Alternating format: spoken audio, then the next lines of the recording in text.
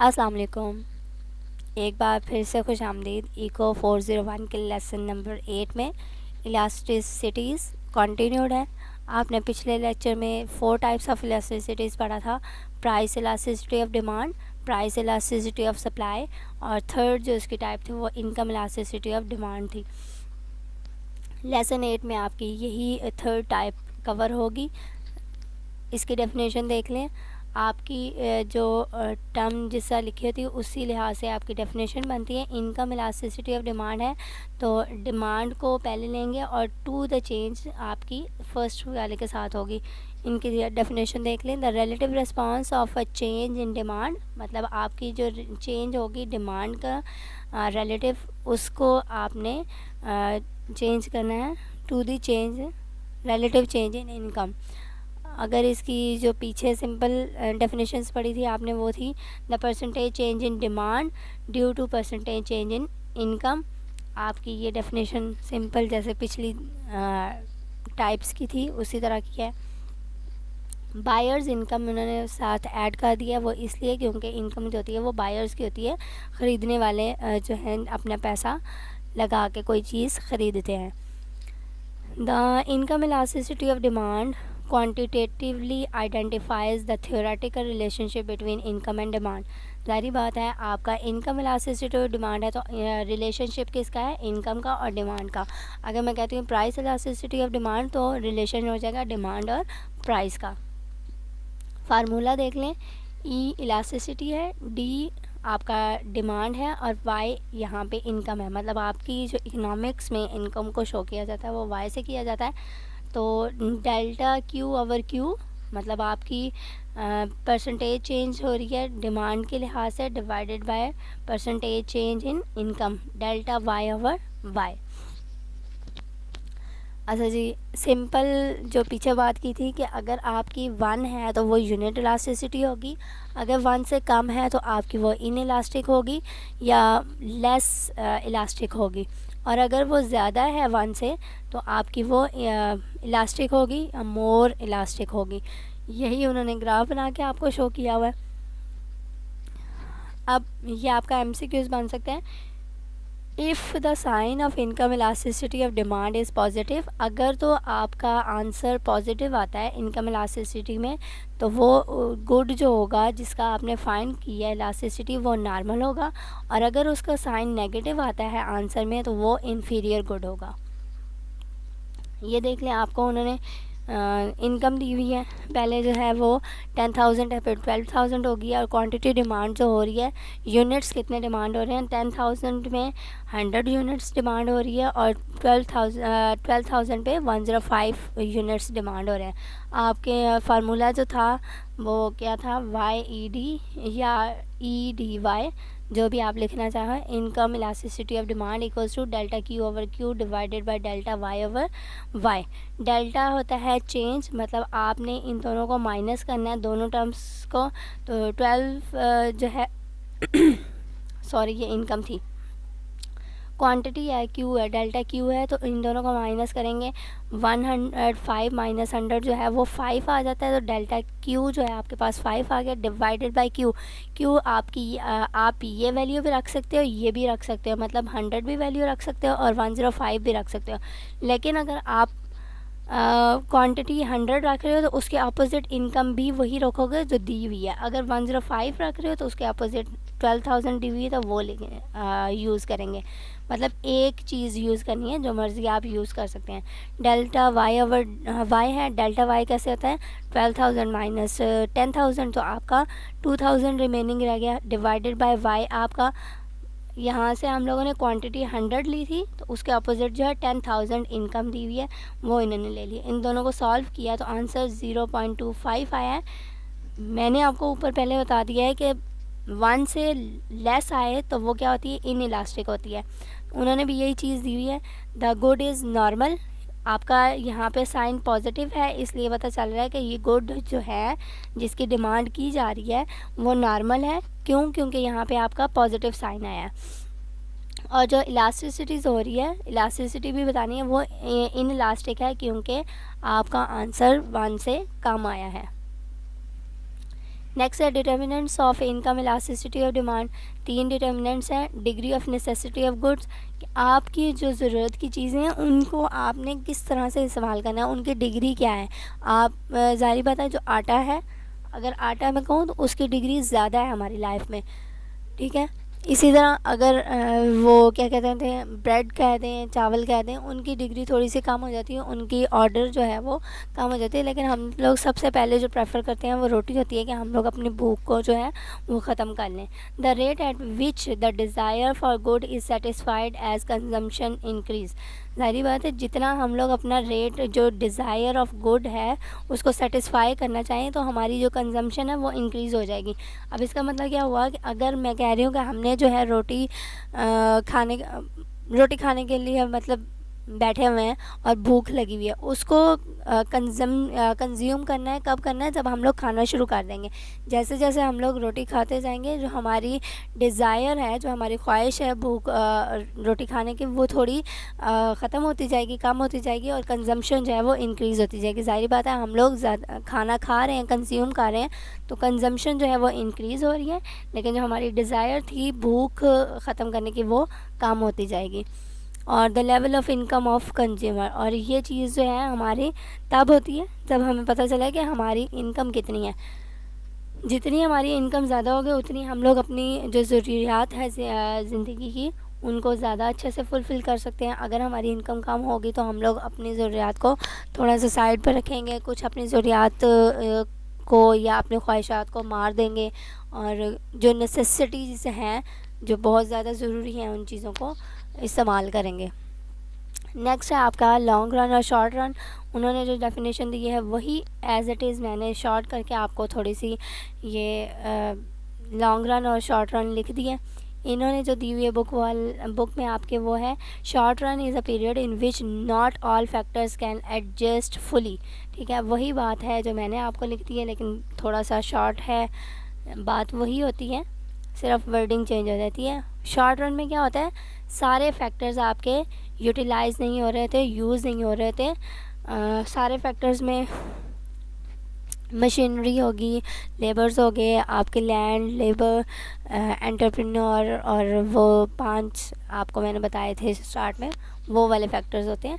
And therefore adjustment to shocks can only be partial, और इसलिए जो shocks होते हैं, शॉक क्या होते हैं कि हम लोगों को कोई नुकसान हो गया, मशीनरी ख़राब होगी या कुछ और, तो हम लोग उस पर पार्शली फोकस करते हैं, इतना ज़्यादा उस पर वो नहीं किया जाता। अब लॉन्ग रन में क्या होता है, long run is a period over which all factors can be changed and fully adjust to shock can take place.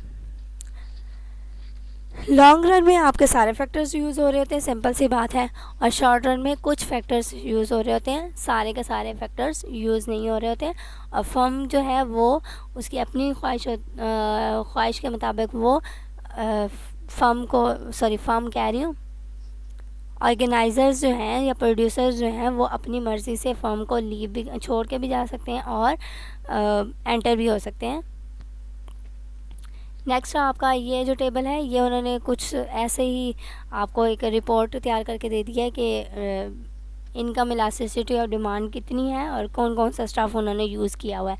तो जो नेगेटिव साइन के साथ आ रहे हैं वो इन्फीरियर गुड्स हैं, और जो पॉजिटिव साइन के साथ आ रहे हैं वो अच्छी चीज़ें हैं, और जो 1 से ज़्यादा आ रहे हैं वो आपकी इलास्टिसिटी हो जाएगी, जो 1 से कम है वो इन इलास्टिसिटीज़ है, और मुझे सारी यहाँ पे इन इलास्टिसिटीज़ ही नज़र आ रही हैं इन्फीरियर गुड्स के साथ और थोड़े से अच्छे गुड्स के साथ। नेक्स्ट है cross price elasticity of demand. वही बात कि आपने क्रॉस करना है प्राइस इलास्टिसिटी ऑफ डिमांड के साथ।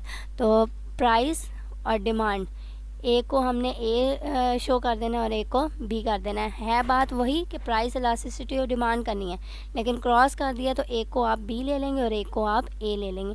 इन्होंने क्या किया, प्राइस को बी लिया और डिमांड को ए लिया, तो उस लिहाज से हमारा क्या होता था कि delta Q A by Q A divided by delta P B over P B.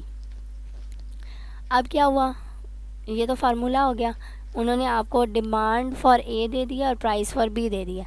आपकी डिमांड जो है वो 100 हो रही है और उसके अपोजिट जो प्राइस बी है वो 10 है। तो इसी तरह डिमांड फॉर ए जो है वो 140 है और प्राइस आपकी 12 हुई है। पी बी मतलब आपकी एक प्राइस दी हुई है गुड की और एक आपकी डिमांड दी हुई है। तो साफ पता चल रहा है कि cross price elasticity of demand है हम लोगों ने फाइंड करना है। वो क्या होगा, delta Q A by Q ए।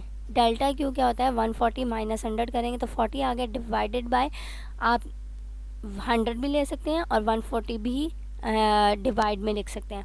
इन्होंने जब 100 लिया तो डिवाइड में प्राइस का हम लोग 10 लिखेंगे और 12 माइनस 10 जो है वो 2 आ गया। इन दोनों को सॉल्व करेंगे तो आंसर 2 आया।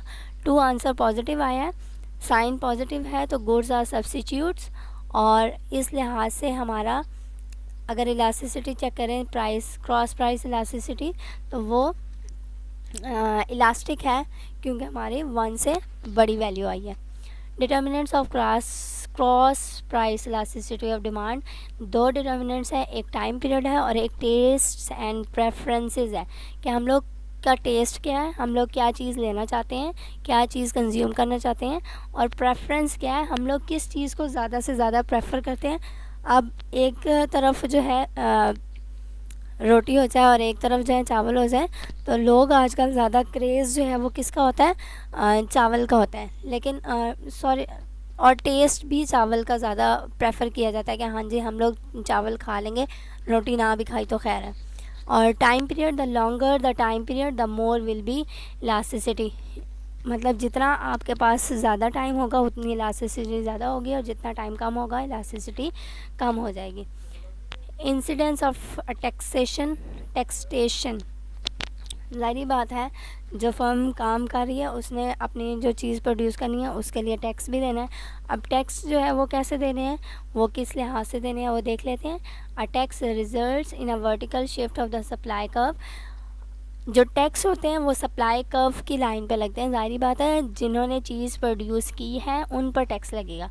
अब जो चीज़ ले रहे हैं उन पर टैक्स नहीं लगेगा, वो टैक्स लगता है, प्राइस के थ्रू टैक्स लग जाता है, लेकिन जो बायर्स होते हैं उनको नहीं पता होता कि उनके ऊपर उनके जो चीज़ है वो कितनी टैक्स के साथ उनको दी जा रही है।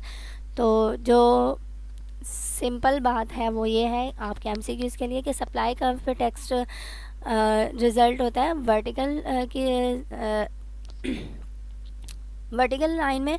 It increases the cost of producing the tax product, और इससे जो है आपकी जो कॉस्ट एक्चुअल होती है वो इंक्रीज़ हो जाती है टैक्स लगने की वजह से। The incidence of taxation relates to how much the tax burden is being borne by consumers and producers. Incidence क्या होता है टैक्स से लगाने का, कि कौन कितना बर्डन जो है वो बर्दाश्त कर सकता है। अब ज़ाहिर बात है सारा टैक्स जो है अगर प्रोड्यूसर्स पर डाल दिया जाए तो उनको जब टैक्स ही देना पड़ गया, उनकी अभी आमदनी हुई भी नहीं है, उनको प्रॉफिट हुआ भी नहीं है और पहले टैक्स दे देंगे, उन्होंने क्या करना है अपनी कंपनी को ताला लगाना है और वो कहेंगे बाय बाय अल्लाह हाफिज़। और अगर हम लोग कहते हैं कि सारा जो है वो कंज्यूमर्स टैक्स पे करें तो ज़ाहिर बात है टैक्स कंज्यूमर कैसे पे करेंगे, प्राइस उस चीज़ की ज़्यादा हो जाएगी। जब प्राइस ज़्यादा हो जाएगी तो कंज्यूमर्स जो हैं या हमारे जैसे आम लोग जो हैं वो चीज़ लेना मुनासिब नहीं समझेंगे, और चीज़ नहीं जब ली जाएगी तब भी जो पीछे प्रोड्यूसर्स हैं जिन्होंने चीज़ बनाई है उनको नुकसान होगा।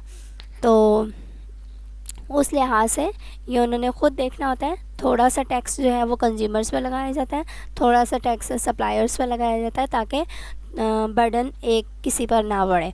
The more in elastic the demand the more of the tax burden will fall on consumers. अब ये बहुत अच्छी और आपके एमसीक्यूज़ के लिए बात है कि जितनी इन इलास्टिक होगी डिमांड में, उतना ज़्यादा जो बर्डन है टैक्स का वो किस पर गिरेगा, कंज्यूमर्स पर। और the more in elastic the supply, अगर तो डिमांड में इन इलास्टिक होती है तो जो बर्डन पड़ेगा टैक्स पे वो किस पे पड़ेगा, कंज्यूमर्स पे। और अगर जो है सप्लाई में इन इलास्टिक आती है तो उसका बर्डन जो पड़ेगा वो प्रोड्यूसर्स पे पड़ेगा। Terms of trade means the real terms at which a nation sells its exports and buy its imports. ये बहुत आपकी इम्पॉर्टेंट है, कभी कभी वो कह भी देते थे डिफाइन टर्म्स ऑफ ट्रेड। तो टर्म्स ऑफ ट्रेड क्या होती है? रियल वर्ड टर्म जो है वो क्या कहलाती है? जो हम लोग चीज़ें बेचते और ख़रीदते हैं एक्सपोर्ट और इम्पोर्ट्स के थ्रू, वो चीज़ आपकी टर्म्स ऑफ ट्रेड कहलाती है। OPEC जो है इसका stands for organisation of petroleum exporting countries. Next 3 core rules हैं इलास्टिसिटी के। पहला रूल जो है वो प्राइस इलास्टिसिटी के साथ है, दूसरा इनकम इलास्टिसिटी के साथ है और तीसरा क्रॉस इलास्टिसिटी के साथ है। प्राइस इलास्टिसिटी में मैंने आप लोगों को पहले बताया हुआ है कि यूनिट इलास्टिसिटी इक्वल्स टू 1 होती है।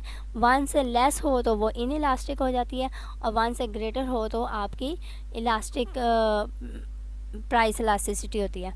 अब आ गया रूल 2 इनकम इलास्टिसिटी में।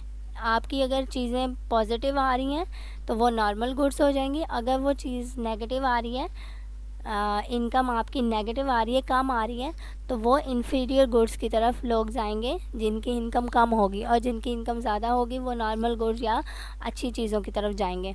रूल 3 है क्रॉस इलास्टिसिटी। इसी तरह क्रॉस इलास्टिसिटी में भी यही है कि अगर लोगों के पास ज़्यादा पैसे होंगे, ज़्यादा चीज़ें ख़रीदने के लिए उनके पास पैसे होंगे तो वो सब्स्टिट्यूट्स की तरफ जाएंगे, और अगर उनके पास कम है तो वो कॉम्प्लीमेंट्स चीज़ें लेंगे। शुक्रिया, अल्लाह हाफिज़।